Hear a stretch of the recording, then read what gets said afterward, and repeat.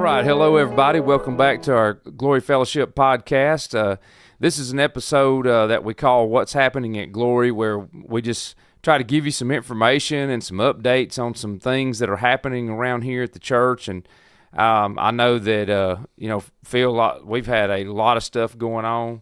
Yeah, for sure. Yeah. April's a big month. Yeah, it's a big month. And, we're just coming off our Easter weekend, which was wonderful. Mm-hmm. We had our Seder meal services this past week, and both of those services were packed, and our Easter services were great. We had a ton of folks come through the church this past week, and I hopefully we honored the Lord, and I believe we did. Yeah, yeah. There's something special too about seeing a good number of our church come together, and one of the beautiful things that I saw throughout the whole week, after both the Seder meals and the Easter time as well, after we celebrated Jesus and what he did for us, just people were hanging out together. Yeah. And it's like this beautiful picture of what I think church ought to be, mm-hmm. Where people just want to stay a while and talk to their friends and these people that we're sharing life with together, and, that we know that, mm-hmm. We celebrated the fact that Jesus died for us and was resurrected, but then they just wanted to be together. It's always a big deal to me to see that after events. It says a lot about our church harmony. Yeah, for sure. Yeah, that's always been a big deal here at Glory that we've tried to, really encourage and protect. And also, it's been a while since you and I have done a podcast. That's true.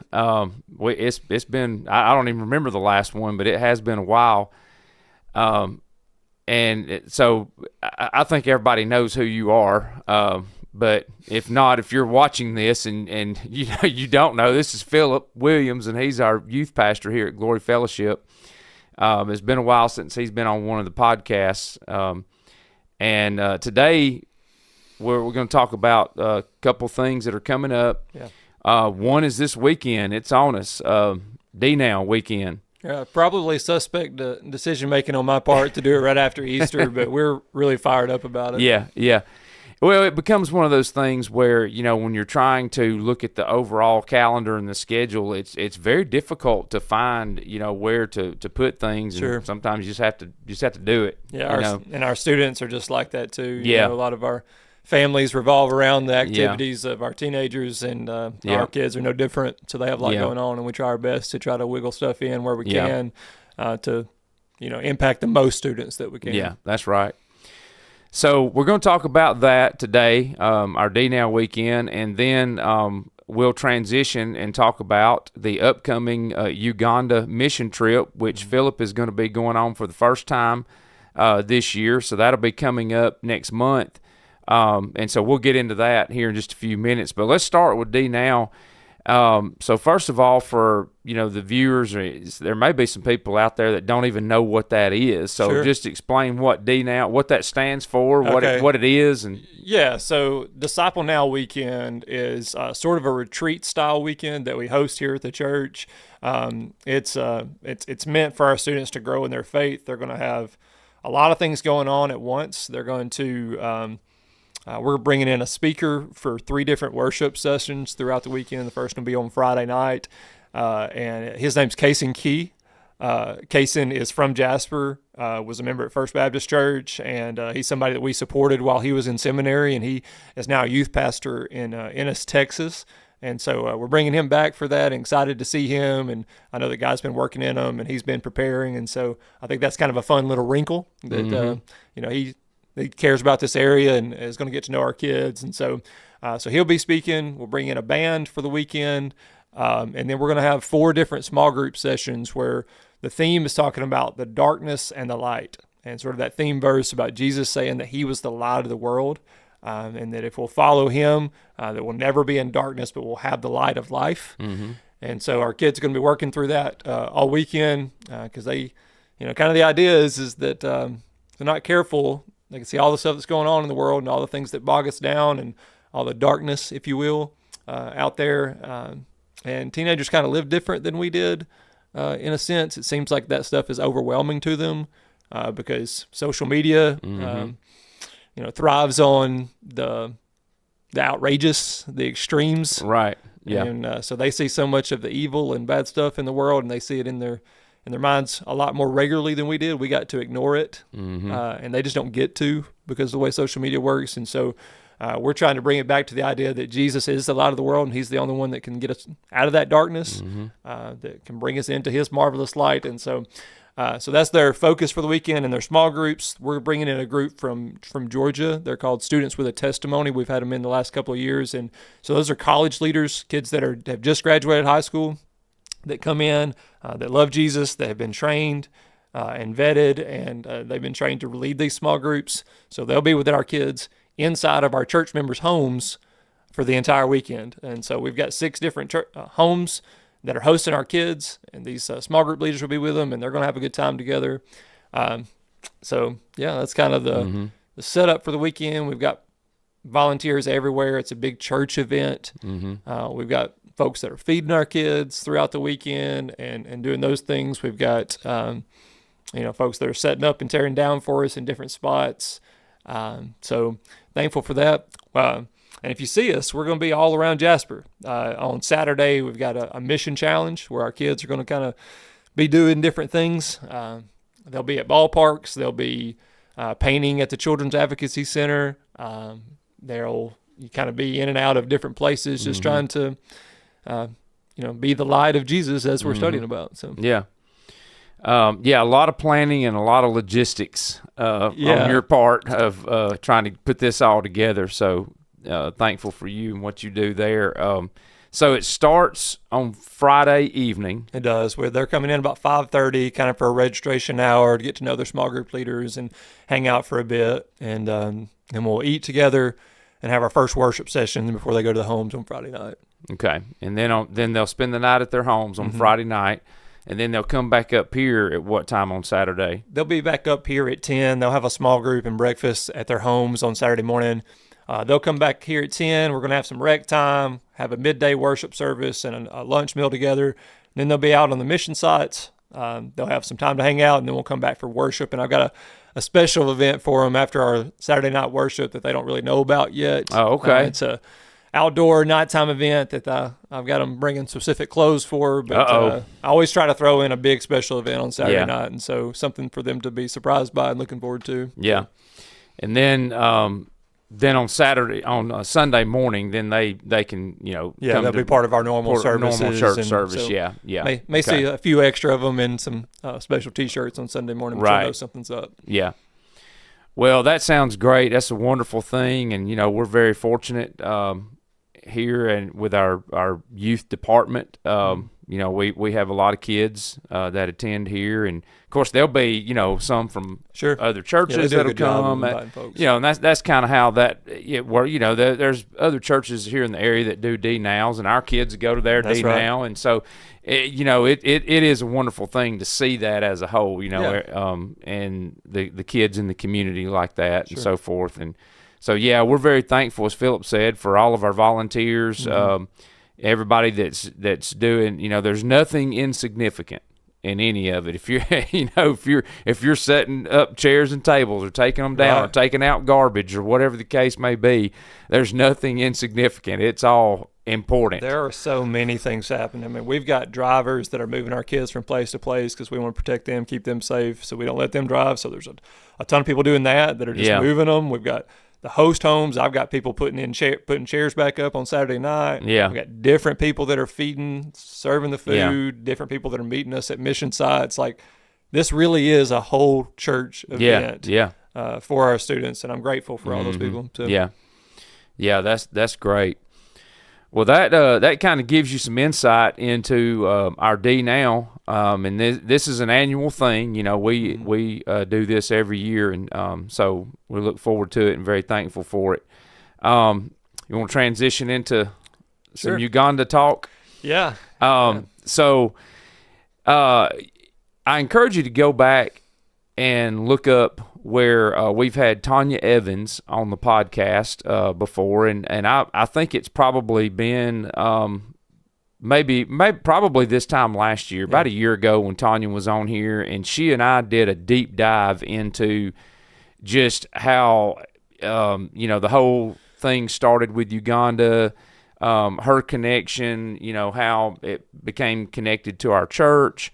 Right. all the years of just, us serving there and taking trips. And so I encourage everybody to go back and look up that podcast with Tanya Evans, because it's really good and gives you a lot of insight into this, that this just isn't a one-off type thing. Right. This is something that, like I said, we've been connected with for years now. We've been making a continual investment both in time and money, and that's exactly people right. involved there. Yeah. We have relationships with the people on the ground. That's exactly knowing right. that good things are going to continue to happen even when we're not there, and so that's a blessing. It is, and it's been really wonderful to see. So Adam and I have both been, and it's been really wonderful to see the progress that's been made there, as far as just the physical and the spiritual. Right. There's been buildings built and those types of things, and I know when I was over there, which has been several years ago now, some of the guys who were, I guess you would consider them what we would say deacons or elders of the church. They're now pastors of other church plants over there, and so now we've begun to see this multiplication going on, and so it's a really cool thing. But anyway, we have our annual upcoming Uganda trip, and like we said, Philip is going to be going and serving over there. And so, first of all, May the 11th is when y'all are leaving, right? Mother's Day. On Mother's Day, okay. And how many days are y'all going to be gone? We're going to be there 9 days. We're going to come back on Tuesday the 20th. Okay. Yeah. And so basically, if you don't know anything about Uganda, the capital city is Kampala, and that's normally where we stay at when we go, and then we drive out into the villages or into the village of Kamingo. And so that kind of gives you, if you want to look that up on the map. But so tell us a little bit about your specific role, and kind of how you're preparing for that and what you're going to be doing, and just so every trip is different when they go, and there's different things that we're trying to accomplish when we go. And this is obviously, like I said, the first time that I've been, and I'm super excited about it, looking forward to it. Everybody I've ever talked to about going on an overseas mission trip says what an eye-opener it is. Yeah. You go and you try to be a blessing to others, but in the end, you're the one that receives the blessing. For sure, yeah. You get a better sense for the global impact of the church, better sense for, the kingdom is much bigger than you think it is. That's exactly right, yeah. The excitement that people have for the gospel, when we can kind of get into malaise about it sometimes. Mm-hmm. And so I'm looking forward to that. I'm ready to see what God's going to do in it. But my role specifically on this trip is they're going to host a pastor's conference.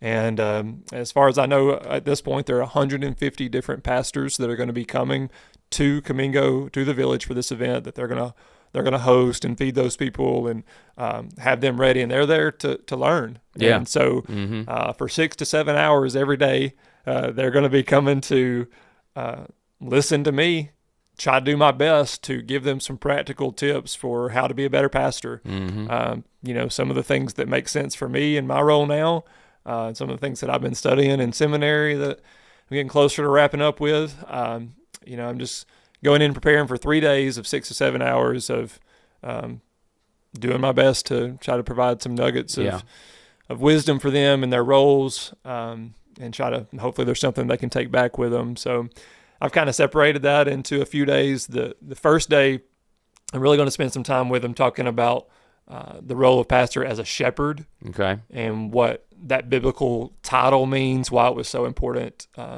that Jesus himself took that role on, calling himself the good shepherd, and that we're under shepherds underneath him, and what that means as far as serving the church.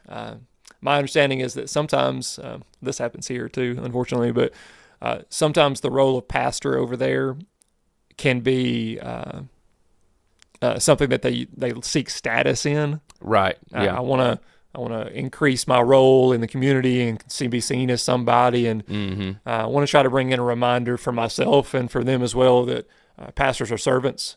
Jesus said it pretty clear that that he didn't come to be served, but to serve, and to give his life as a ransom for many. And just all the time saying stuff like that. Whoever Right. wants to be first to be last, and a pastor ought to be an example of that. And so spend a lot of time talking about that role and what that means and how best to serve the church in really practical, applicable ways. Mm-hmm. And then they're going to take a couple of days and look through some of the healing stories of Jesus. And what I hope to do, we're going to go through 7 or 8 stories, but what I hope to do is show them a real basic, all right, this is what, if I looked at this passage for the very first time and I wanted to teach this to the congregation or to my students, how would I approach it? What's most important? Let's keep the main thing the main thing. Well, how do I set that up? What does my study habit look like? What does this look like about building an actual sermon? Mm-hmm. And so that's how I'm going to spend my days. I'm looking forward to it. I'm a little intimidated about it. Yeah. Because there's going to be some times where I'm going to have to speak and then wait for a translator, and I'm anxious about how that's going to look. I know God's going to be in it, and 6 or 7 hours of teaching somebody straight. I've been a teacher before, but I didn't talk to them all 7 hours a day. Is intimidating too, but I know God's going to be in it. Yeah, that's awesome, and it is one of those things, and I'm not trying to say this in any kind of degrading way or taking shots at any of us or anything like that, but it's our culture. A lot of times, like, we have this time frame of how much we're going to listen. Yeah. And okay, in this box is church time. Sure. And then it's time to leave. 12 o'clock, we better be bouncing. Yeah. And so then it's time to leave and all. Well, that's not the case for them. Yeah. First of all, their whole concept of time is different from us. Right. We are ran by schedules and time and all that kind of stuff, and they are not necessarily. Okay. And so, like, and they're so hungry for this, it's just not accessible and, as much as we have it here. And so they are so hungry for it. And so, like, when you're talking about teaching for 6-7 hours, Right. I mean, you're not exaggerating. Yeah. Like, that is, and they will sit there, really, they would sit there for as long as you would teach. Right. I mean, if it was 24 hours straight, they would Yeah. sit there and listen and soak it all in. And so it's just a whole different, concept, and it's hard to really explain to people, Sure. Yeah. here in our culture, what that's like and everything. And so, but yeah, that's going to be an awesome deal, man. Yeah, I'm looking forward to it. And there's going to be other work done there too. Right, yeah, yeah. That's my role and what I'm going to do, and we're having another day of evangelism there in the city, and I'll also be speaking that Sunday to their church. Okay, yeah. But Nathan Pennington, one of our deacons, is going with us. He's been before. Yeah. And sort of his role, he's going there. He helps with our finances here at the church. He's on our finance team. Yeah. And he's going to help churches understand how to walk through a budget, how to do their finances in such a way that is a good steward of their money, so that they can accomplish the things that they want to accomplish there in Uganda. And so he's going to be doing some speaking about that to some groups. And then Tanya Evans and Wendy Morrison are going as well. And their main focus for the week is going to be about taking material that we have, some curriculum, and teaching teachers of kids how to do that. Yeah. So how best to approach that. Yeah. And so they're going to spend a few days doing that as well. Yeah, that's awesome. I mean, that's some solid stuff that's going to be going on. Well, the big part about that is, like, when we do that, we don't. It's not a one-off. We don't do one thing. We don't build a building and then say, well, here it is. That's it. Not that that's not needed or important, but this is something we know that if we do it, if they'll take it to heart and use it, I mean, it can be useful for years upon years, and it can spread to more and more people, and so the gospel can be shared more and more. And even when we're not there, we don't just say something and leave. They have something with them that they can use, and so I think that's a big deal. Yeah, that's great. So, as you're praying, go ahead and be praying for this team as they prepare and get ready to leave, and pray for their preparation, and pray for the folks over there who are going to be, receiving the teaching and so forth. And, of course, pray for their safety. It is a long trip, to get there.